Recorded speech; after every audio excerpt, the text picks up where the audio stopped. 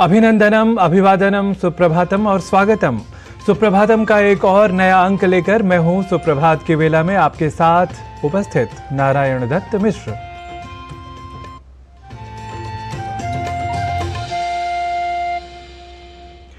पुण्य श्लोको नलो राजा, पुण्य श्लोको युधिष्ठिरः, पुण्य श्लोको विदेहश्च, पुण्य श्लोको जनार्दनः। जनता जनार्दन के प्रति सादर प्रणति के साथ सूर्य नारायण की उदय वेला में सुप्रभातम में हम आपके लिए लेकर आते हैं आज का पंचांग, सुभाषित, भारतीय ज्ञान परंपरा से जुड़ी एक प्रस्तुति और इसके साथ होती हैं योग, स्वास्थ्य मंत्र, संस्कृत पाठशाला और एक प्रेरक वृत्त की नित्य नई प्रस्तुतियां। और हम इसी परंपरा को आगे बढ़ाते हैं सबसे पहले आज के पंचांग से। आज का पंचांग युगाब्द 5125, विक्रमी संवत 2080, शक संवत 1945, उत्तरायण, फाल्गुन मास, कृष्ण पक्ष, पंचमी तिथि, बृहस्पतिवार, चित्रा नक्षत्र। आज का दिन सभी के लिए मंगलमय हो।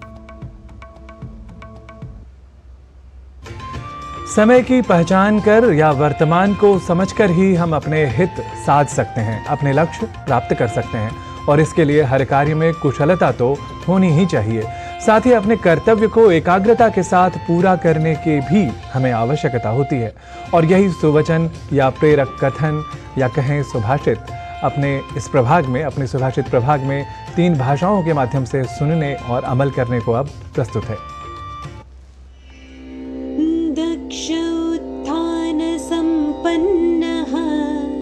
स्वयंकारी सदा भवेत्, नावकाशः प्रदातव्यः, कस्यचित् सर्वकर्मसु।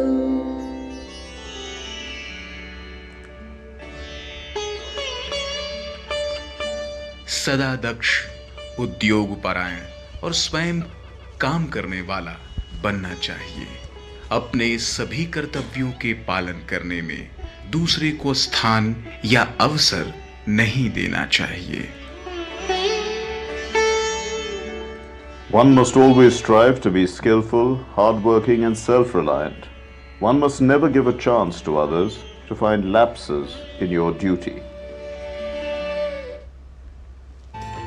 भारतीय ज्ञान परंपरा के आज के प्रभाग में अब हम बात करेंगे उस ऐतिहासिक नगरी की जिसे भगवान कृष्ण द्वारा स्थापित किया गया, जो 4 धामों में एक और सप्तपुरियों में से एक माना जाता है। जी हाँ, हम बात कर रहे हैं द्वारका की, जहाँ स्थित है द्वारकाधीश मंदिर। आइए देखते हैं हमारे सहयोगी नीतीश भारद्वाज की यह खास रिपोर्ट।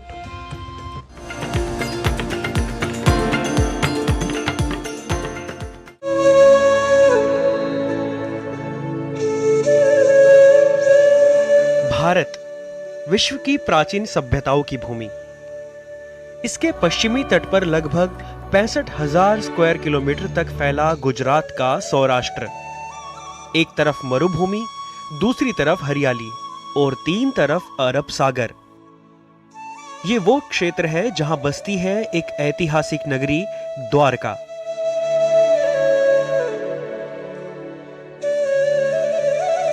बिंदु बिंदु अमृत सिंधु, तिमिर नाशिनी ज्योतिका, कण कण कृष्ण समाहिता, मुक्तिदायिनी द्वारिका।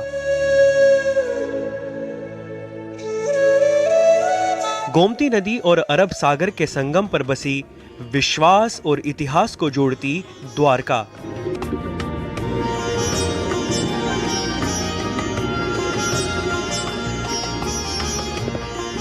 इस नगरी ने अलग अलग काल में अलग अलग शासकों को देखा।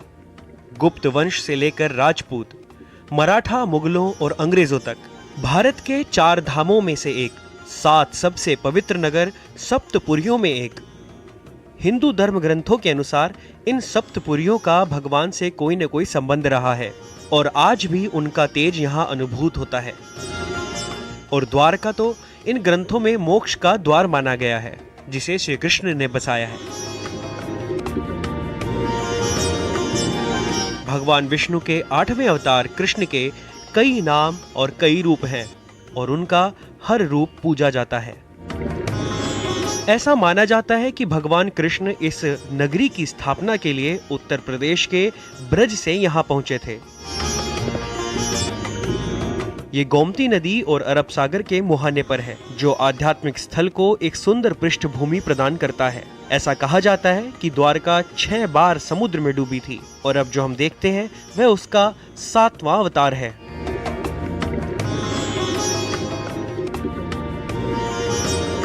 द्वारका आने वाले श्रद्धालुओं के लिए मुख्य आकर्षण द्वारकाधीश मंदिर है।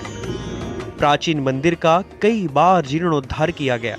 इसकी भारी मूर्तिकला वाली दीवारें गर्भगृह को मुख्य कृष्ण प्रतिमा से जोड़ती हैं। परिसर के चारों ओर अन्य छोटे छोटे मंदिर स्थित हैं। दीवारों पर पौराणिक पात्रों और किंवदंतियों को बारीकी से उकेरा गया है।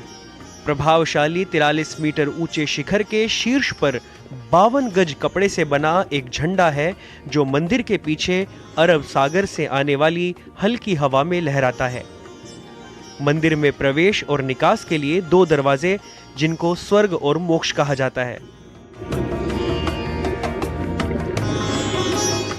और हाल ही में प्रधानमंत्री नरेंद्र मोदी ने द्वारका में कई विकास परियोजनाओं की सौगात दी।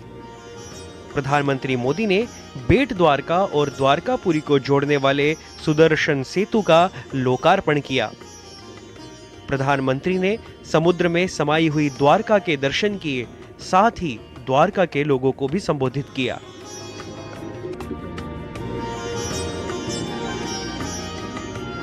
सुंदर द्वारों और ऊंचे भवनों वाली ये पुरी पृथ्वी पर शिखर जैसी होगी। कहते हैं भगवान विश्वकर्मा ने खुद इस द्वारिका नगरी का निर्माण किया था। इस सेतु की लंबाई 2.25 किलोमीटर से अधिक है और देश का सबसे लंबा केबल ब्रिज है। पुल में मोरपंख, भगवद गीता के श्लोक और सुदर्शन चक्र अंकित है। वैभवशाली भारत की छवि के दर्शन द्वारका जैसी नगरी के माध्यम से इस धरा के प्रत्येक जन को कृतार्थ कर रहे हैं।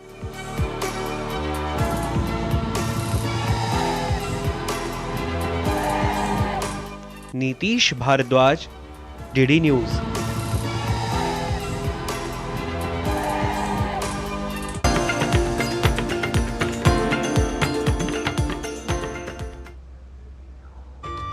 भारतीय ज्ञान परंपरा की बात अब बारी है ज्ञान के परीक्षा की। जी हाँ, अभी परीक्षा का समय चल रहा है, तो परीक्षा की तैयारी अच्छी तरह से होनी चाहिए, ये हमें ध्यान रखना होगा।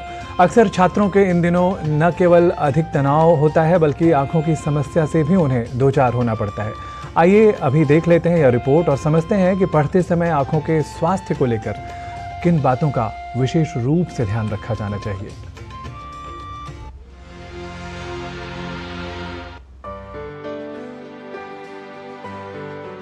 परीक्षा का तनाव कई छात्रों को परेशान करता है। बच्चों को बहुत सारा तनाव उस वक्त होता है जब उनकी परीक्षा सिर पर आ जाती है। परीक्षा की तैयारी के लिए एक प्लान बनाना जरूरी है। बच्चों के पढ़ने का समय निर्धारित करना चाहिए। बच्चे लगातार कई घंटों तक न पढ़ें, बल्कि पढ़ाई के बीच में थोड़ा सा विराम अवश्य लें। साथ ही खुद को तरोताजा रखें, जिससे परीक्षा की तैयारी बेहतर ढंग से हो पाए। हम जानते हैं कि एग्ज़ाम परीक्षाएं जब आती रहती हैं और जैसे जैसे एग्ज़ाम की डेट पास आती जाती है तो बच्चों में प्रेशर, टेंशन बढ़ती चली जाती है और पढ़ाई का भी जो है बहुत ज़्यादा प्रेशर रहता है कि पूरा सिलेबस कवर करना है। तो बच्चे दिन भर रात भर पढ़ते रहते हैं, तो उससे जो है आँखों में थकान हो सकती है, आपके शरीर को जो है थकान हो सकती है। और एक्चुअली जब आप एग्ज़ाम दे रहे होते हैं तो उसमें जो है आपकी अटेंशन, आपकी मेमोरी कम हो सकती है। तो हम चाहते हैं कि बच्चे पूरे साल भर समय से पढ़ाई करें, एग्ज़ाम के कुछ दिन पहले कोर्स अपना कंप्लीट कर लें। एक्चुअली जिस दिन एग्ज़ाम होना है उस रात को अच्छी तरह से रेस्ट करें, आँखों को जो रेस्ट दें, अपने शरीर को रेस्ट दें, जिससे कि नेक्स्ट डे मॉर्निंग आप बिल्कुल फ्रेश हो जाएं, आपकी मेंटल कंडीशन सही हो। पढ़ने के लिए बच्चे के आसपास आरामदायक जगह होनी चाहिए, एक सही वातावरण होना चाहिए। इसके अलावा बच्चे का सही तरीके से बैठकर पढ़ना भी जरूरी है। पढ़ते समय सही पोस्चर न रखा जाए तो भी समस्या उत्पन्न हो सकती है। बेहतर है कि स्टडी टेबल पर बैठकर पढ़ें, जिससे ठीक तरीके से पढ़ाई की जा सके। जब बच्चे लंबे समय तक पढ़ाई करते हैं तो हम चाहते हैं कि हर 1 घंटे या 2 घंटे पढ़ाई करने के बाद करीब करीब जो है 1-2 मिनट का ब्रेक दीजिए, और उसके बाद आप चाहें तो बाहर की तरफ खिड़की से बाहर देखिए, हरियाली देखिए, जिससे कि आँखों को जो है थोड़ा रेस्ट मिलेगा। क्योंकि जब भी हम पास का पढ़ते हैं तो आँखों के मसल थक जाते हैं, उसको रिलैक्स करने के लिए आप दूर देखेंगे तो मसल की रिलैक्सेशन हो जाती है और आँखों की थकान भी कम हो जाती है। कभी कभी बच्चों को ड्राइनेस हो जाता है, आँखों से पानी आ रहा होता है, लाली भी हो जाती है लंबे समय तक पढ़ाई करने में। ऐसे में lubricant drops, simple lubricant drops डाल सकते हैं, जिससे आँखों में सूदिंग इफ़ेक्ट आ जाता है और आपको अच्छा भी लग रहा होता है। और दूसरी बात यह है कि जब भी आप थक जाते हैं तो बहुत से बच्चे आंखों को दबा रहे होते हैं या मल रहे होते हैं या रब कर रहे होते हैं, वो नहीं करना चाहिए। यदि आपको लग रहा है कि आपके आंखों में कुछ फॉरेन बॉडी सेंसेशन हो रही है या ड्राइनेस हो रही है, चुभन हो रही है, तो ऐसे में एक आर्टिफिशियल ड्रॉप आंख में डालिए, या फिर अपने चेहरे को साफ पानी से, जो रनिंग टैप वाटर है, उससे आंखों को धो सकते हैं या चेहरा धो सकते हैं, उससे भी आपको आराम मिल सकता है। पढ़ाई में व्यस्त होने के कारण कई बच्चे खान पान पर ध्यान नहीं दे पाते। जरूरी है कि इस दौरान सही मात्रा में पौष्टिक आहार उन्हें मिले, जिससे उनकी सेहत और स्वास्थ्य ठीक रहे। तनाव के कारण की पहचान करें और तनाव को दूर करने के उपाय करें। किरण भारद्वाज, डीडी न्यूज।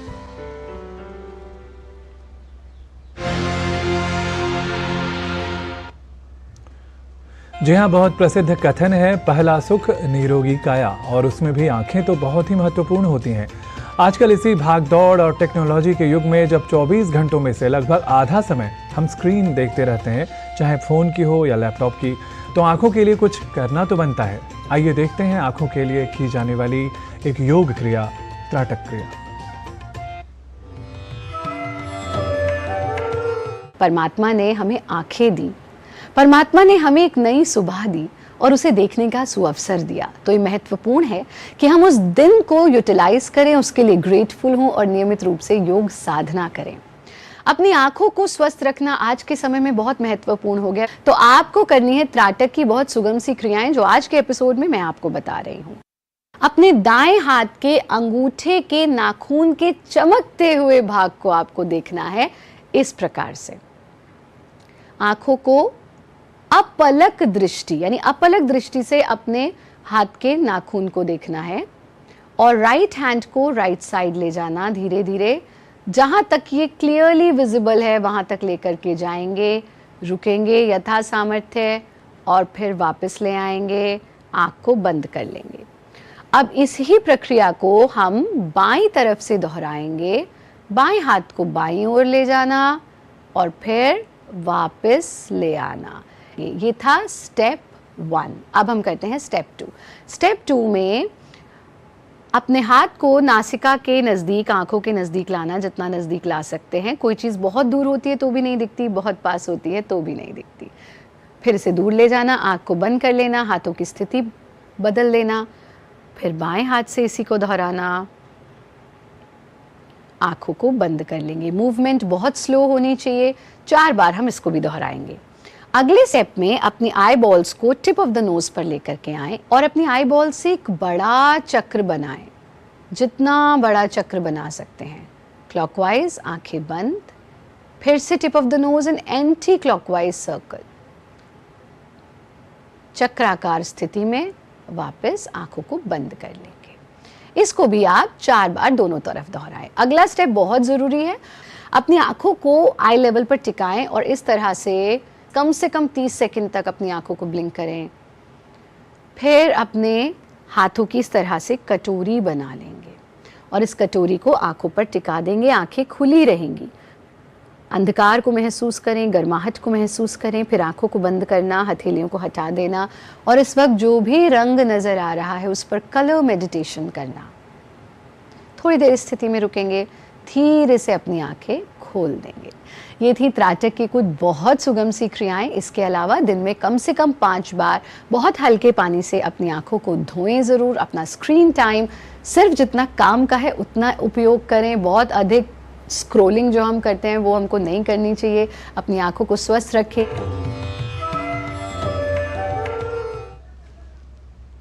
कार्यक्रम में अभी समय है एक अल्प विराम का। आप देखते रहिए डीडी न्यूज। हम जल्द ही लौटते हैं। मुथूट फाइनेंस, भारत का नंबर 1 सबसे भरोसेमंद financial services brand. Gold loan के लिए अभी कॉल करें 1-800-313-1212। मौसम को अपने पैशन के बीच जो नहीं आने देते, मैं उनका फैन। मेरी तरह SBI भी आपका फैन है, इसलिए SBI आपके लिए थोड़ी एक्स्ट्रा मेहनत करता है। तो excellent customer service, assistance to MSMEs और टेक्नोलॉजी ड्रिवन बैंकिंग सॉल्यूशंस। घर छोड़ दूं, SBI बदल रहा है क्योंकि हम एक बदलते देश के फैन हैं। SBI, देश का फैन। चुलबुला परूं जिसकी हर बात में भूल जाए। मेरी जैसी मेरी अपनी पताका। पताका चाय, गजब का स्वाद। मैं क्या जी, सब जानते हैं, जहां दिखे मारियो, अपना समझ के खा लियो।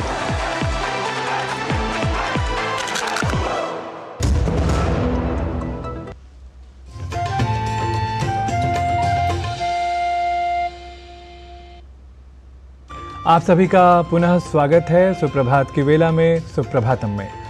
अब समय है संस्कृत की पाठशाला का। संस्कृत की पाठशाला की आज कक्षा में हम करेंगे बंधुवाचक शब्दों का मिश्रित अभ्यास और यहाँ वाक्यों के अन्य पदों के साथ यह और वह, ये 2 पद लगाकर बनाएंगे संस्कृत के लघु वाक्य, छोटे वाक्य। तो आइए अविलंब देखते हैं आज की संस्कृत पाठशाला।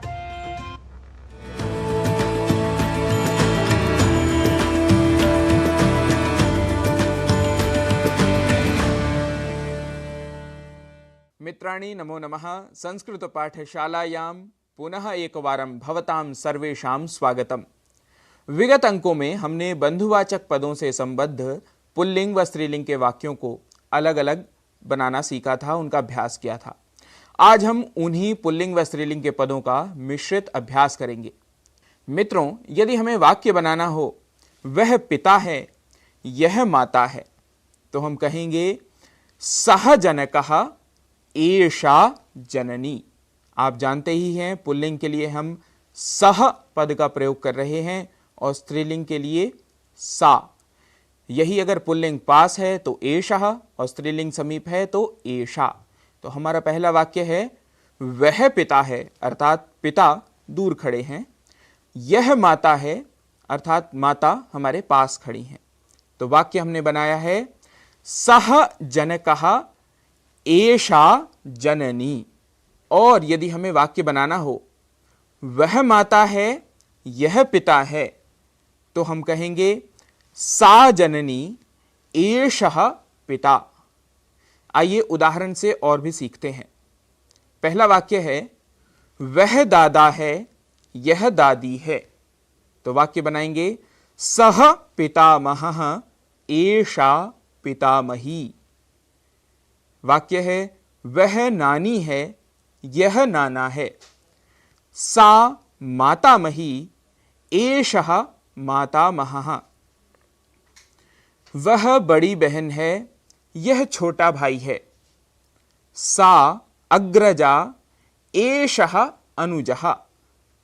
वह सास है, यह बहू है। सा श्वश्रूः एषा स्नुषा। वह पति है, यह पत्नी है। सह पतिः एषा पत्नी। आप सभी को भी अब वाक्य बनाने के लिए आत्मविश्वास आ ही गया होगा। तो अब मैं हिंदी के 2-3 वाक्य बोलता हूं जिनकी आप संस्कृत बनाइए। आप इन वाक्यों को बनाकर हमारे साथ सोशल मीडिया पर भी शेयर कर सकते हैं, हमें टैग कर सकते हैं। वाक्य है वह दादा है, यह पोता है। वह बड़ी बहन है, यह छोटी बहन है। वह मामा है, यह मामी है। आपके वाक्यों की हमें प्रतीक्षा रहेगी। अपने अगले अंक में हम इनके संस्कृत वाक्य भी आपको बता देंगे जिससे आप अपना मिलान कर सकें। आज के अंक में इतना ही। पुनः अग्रिमे अंके मिलिष्यामः। नमो नमः।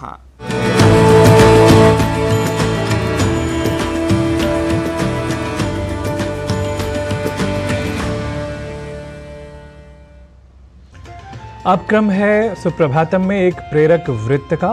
प्रधानमंत्री नरेंद्र मोदी ने मन की बात में हेमचंद मांझी का जिक्र किया है और कहा कि हेमचंद मांझी ने हजारों लोगों की सेवा की है।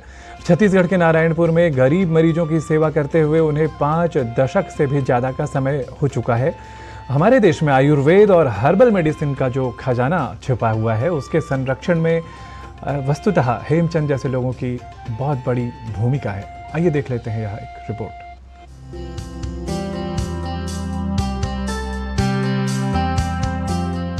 छत्तीसगढ़ के नक्सल प्रभावित क्षेत्र नारायणपुर जिले के अबूझ माड़ में पिछले 50 वर्षों से वैद्यराज के रूप में अपनी सेवाएं दे रहे ये हैं हेमचंद मांझी, जो देसी जड़ी बूटियों से प्रदेश और देश के कोने कोने से आने वाले मरीजों को सस्ती स्वास्थ्य सेवा देते आ रहे हैं। हेमचंद मांझी ने नारायणपुर के छोटे डोंगर में उस दौर में लोगों का इलाज करने की शुरुआत की थी जब उस इलाके में कोई स्वास्थ्य सुविधाएं नहीं थी। उन्होंने सेवा भाव के चलते ऐसा फैसला लिया। सुन के आते हैं तो उसको जैसे मैंने उसको पहचान में आता है वो जड़ी बूटी देते थे। जन मिर्गी के लिए भी आते हैं, कैंसर के लिए आते हैं, स्तन कैंसर, बच्चादानी कैंसर, ब्लड कैंसर, सिकली, गठियाबाद, ये सभी के लिए आते हैं। जड़ी बूटी हम जंगल से लाते हैं, उसको साफ सफाई करके हम लोग जो भी है सुखाना है, काटना है, जो भी है हम लोग वो कर लेते हैं। फिर उसको तैयार करके फिर हम लोग यहाँ पर देते हैं। बस्तर की वन औषधि में गजब की शक्ति है। अलग अलग तरह की जड़ी बूटियां यहाँ मिलती हैं। सबको अलग अलग अनुपात में मिलाने से लोगों की कई तरह की बीमारियां समाप्त हो जाती हैं। हेमचंद मांझी बताते हैं कि कई बार कैंसर के मरीज भी उनके पास एलोपैथी इलाज से निराश होकर आते हैं। बहुत दूर दूर तक के आते, शुगर है, बीपी, किडनी विडनी सब चीज की इलाज होते हैं यहाँ।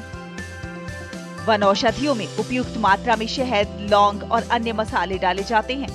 दवाई तैयार की जाती है और इस तरह 20 साल की उम्र से ही वो जड़ी बूटियों से औषधि तैयार कर रहे हैं। वो प्राचीन औषधि परंपराओं को आगे ले जाने का काम कर रहे हैं और अब वो नई पीढ़ी को नाड़ी से बीमारी की पहचान करना सिखा रहे हैं।